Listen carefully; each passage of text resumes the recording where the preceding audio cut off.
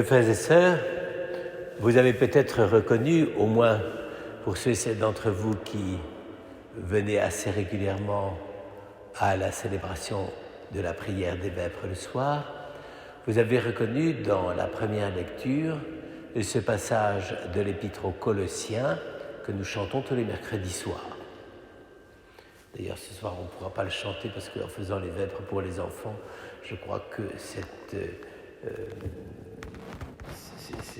passage est très difficile et que ce n'était pas tout à fait le moment. Bon, peu importe. En tout cas, vous l'avez dans la tête.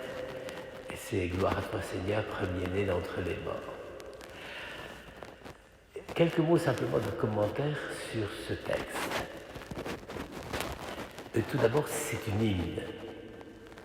Ça veut dire une chose intéressante, c'est que Saint Paul, ou celui avec lequel il a écrit, parce qu'il n'est pas impossible que ce soit aussi de la main de deux rédacteurs, ce texte, ils ont repris un chant, une hymne qui était utilisée dans les communautés chrétiennes qu'ils avaient fondées.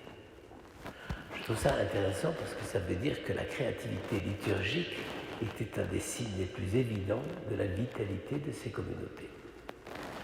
En réalité, nous, aujourd'hui, nous avons l'habitude que les textes liturgiques, ce soit ce qui est fabriqué et établi depuis très très longtemps et donc il ne faut pas y toucher. Pour nous, la liturgie est dans la reproduction, dans la répétition, dans le fait d'une sorte de fidélité du par cœur, quoi. Je veux dire, c'est comme les femmes de La Fontaine. Et précisément, on voit que là, c'est pas tout à fait ça. On voit bien que Saint Paul est capable, dans le développement qu'il a à donner à son auditoire corinthien, enfin son public corinthien, il prend précisément un texte qui n'est peut-être pas nécessairement de sa plume. En tout cas, ce n'est pas un style très très caractéristique de Paul. Pourquoi ? Eh bien parce qu'il admire ce que des gens dans les communautés qu'il a fréquentées et qu'il a fondées ont été capables de dire et de déployer et de livrer à la méditation et à la prière de la communauté. Comme quoi, vous voyez, le problème de la liturgie, c'est pas simplement de faire des petits moments cultuels, c'était le véritable moment de proclamation, d'acclamation du Christ Seigneur. Et c'était tellement étonnant que même des auteurs païens, un auteur comme Pline le Jeune, était surpris qu'on puisse chanter des hymnes au Christ. C'est quand même assez intéressant parce que pour eux, qu'on puisse chanter des hymnes à des dieux comme Zeus ou je ne sais pas qui, ça c'était déjà pas mal.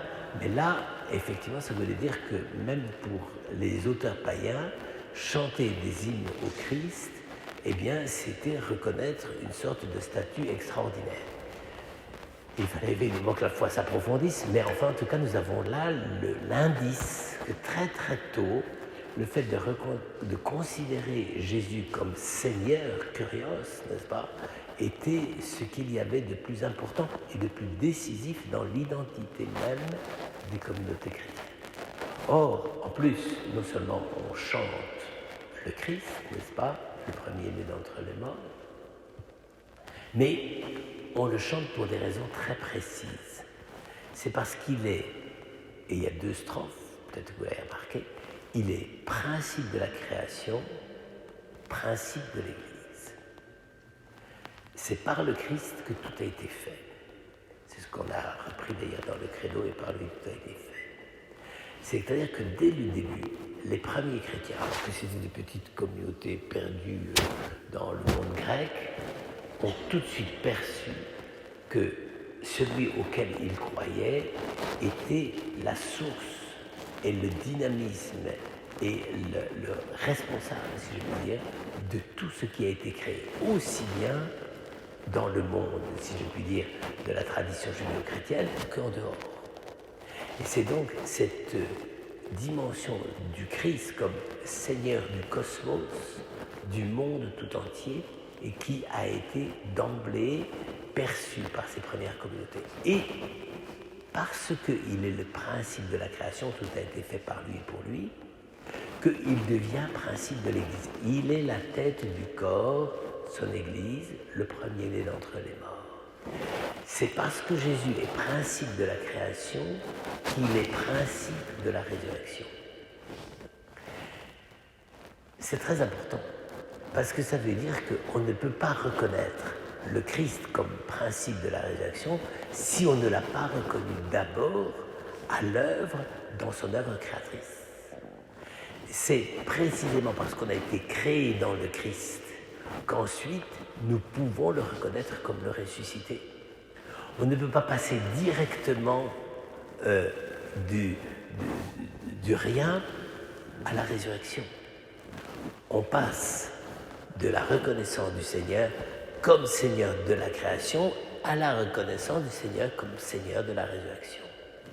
Et le lien commun, le lien d'attache entre les deux strophes, n'est-ce pas, c'est précisément qu'il a été source de la vie pour la création, source de la vie pour la résurrection. Là, évidemment, nous avons une perspective absolument nouvelle à l'époque. Personne ne pouvait penser à des choses pareilles, mais c'est très important, car la constitution même de ce qu'est la reconnaissance de ce qu'est le Christ comme Seigneur de la vie permet de comprendre qu'il soit à la fois le Seigneur de la vie de tous les êtres créés et la vie de nous tous dans l'Église qui sommes ressuscités. Ça veut donc dire que dans le don que Dieu fait à tout ce qui est créé, eh bien, c'est le lien de la vie qui va faire la jonction. C'est parce que nous sommes déjà des vivants dans la création que nous pouvons devenir des vivants dans le monde du royaume de Dieu et de la résurrection.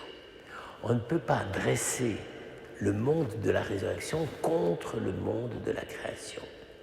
Ça explique d'ailleurs le grand, si je puis dire, le grand enthousiasme qui a touché les païens.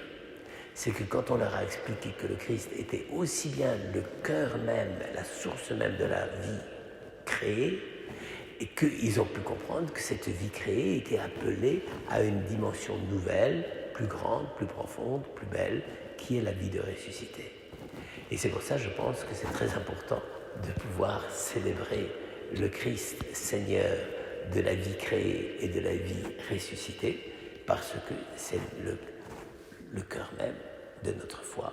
Et c'est ce qui fait l'unité de notre vie, car nous-mêmes, nous vivons à la fois de la vie que le Christ nous a donnée comme être créé, mais aussi comme être ressuscité.